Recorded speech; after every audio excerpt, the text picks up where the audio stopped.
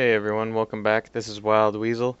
Today I have the Bradley, part 2. We're showing off how I ground it out and gonna go over a few things with, its flaws and as well as its features. So, uh, we're just gonna start off with the basic how I was shown to upgrade. You can see here, every time you unlock the row of whatever you're grinding, you get an extra boost towards whatever you're working on. And it's for every row as well as the entire vehicle. And it'll say all modifications for the vehicle, just like that. You see it adds an extra 16,000 just to towards unlocking the actual vehicle.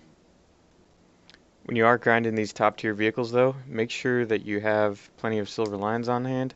A million just to unlock the vehicle. I believe it's another million or so to actually um, just to get the crew fully spaded, and I think it's like a quarter of that when you're actually just paying to get a crew in it to begin with. So on with the good stuff about the Bradley. It's got a good rate of fire for the main gun. It's got the scouting ability, of course, and it's once you get the APDS shells, especially the 3-to-1 versus 3-to-1 APDS versus 1 HE. Um, it really is a good combination. You can take out even tanks from the side for sure. Certain vehicles you can take out from the front. And then, of course, you got your tow missiles. Um, you know, Unfortunately, as you kind of saw right there, the if the tow launcher isn't deployed, you have to wait.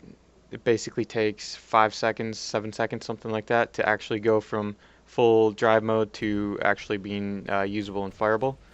Um, it is only the standard tow, whereas other vehicles get the improved tow.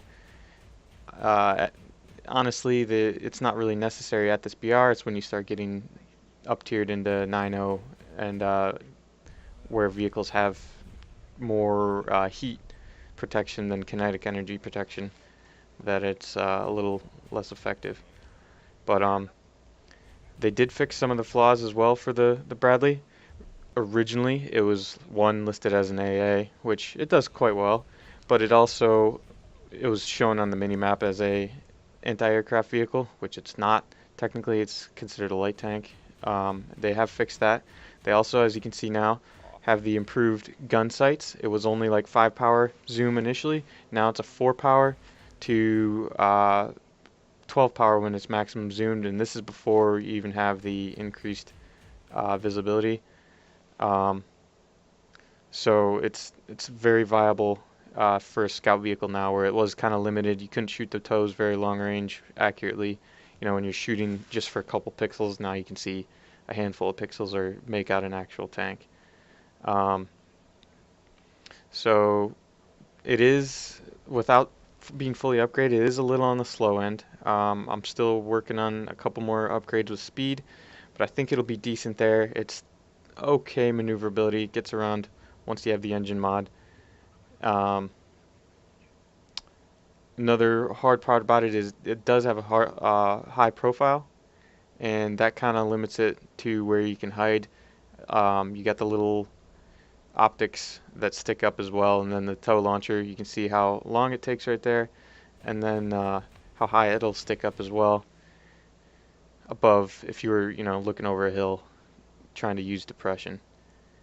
um, on the flip side though, unlike most except for the T-89 type 89, you do have twin missiles ready to roll. That's a very effective tool to have. But overall, I will say I like the Bradley. It continues to get better and better, and as I get better with it, I'm sure I'll continue to enjoy it more.